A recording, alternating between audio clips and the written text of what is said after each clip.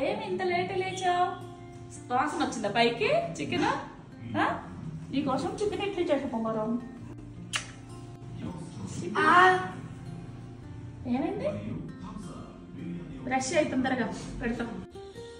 Taste బాగుంది, కాలుతా ఉంది.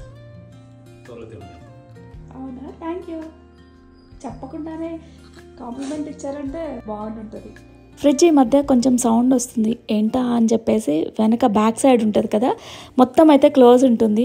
అయితే ఓపెన్ చేసి చూశారు, లోపల చూశారు కదా ఎంత డస్ట్ ఉందో. ఈ ఫ్రిడ్జ్ తీసుకొని 7 years అవుతుంది అనుకుంటా. ఇంతవరకు ఎప్పుడూ క్లీన్ చేయలేదు. అసలు ఇంత డస్ట్ ఉంటుందని అసలు ఎక్స్పెక్ట్ చేయలేదు. ఉంటే ఎప్పుడో క్లీన్ చేసేవాళ్ళం. సౌండ్ తేడా వస్తుంది కదా, ఏంటో ఉందని చెప్పేసి మా వారు ఓపెన్ చేశారు. లోపల చూస్తే షాక్. ఫైన్ డస్ట్, దాంతోపాటు బూజు, అసలు లేపుతుంటే ఇల్లంతా పడిపోతుంది. కంప్రెషన్ అనుకుంటుంది.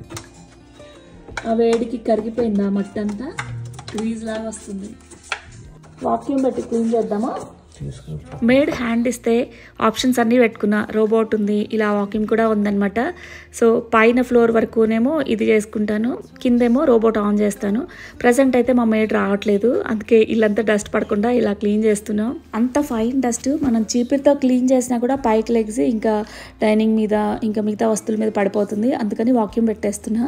క్లోజ్గా ఉన్న డోర్ బ్యాక్ సైడ్ ఇంత డస్ట్ ఉంటుందని, ఓపెన్గా ఉంటే తప్పనిసరిగా ఉంటుంది, క్లీన్ చేసుకుంటాం. ఇక బ్యాక్ సైడ్ క్లోజ్ ఉన్నా సరే వాటిని నీట్గా మెయింటైన్ చేస్తూ ఉండాలి, అప్పుడే మన గాడ్జెట్స్ లైఫ్ అనేది వస్తుంది.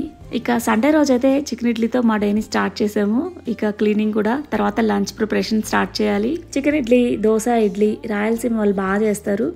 మా ఫ్రెండ్ ఉన్నారనమాట, వాళ్ళ దగ్గర చూసి నేర్చుకున్నాను. నేను కూడా అప్పుడప్పుడు ట్రై చేస్తూ ఉంటాను.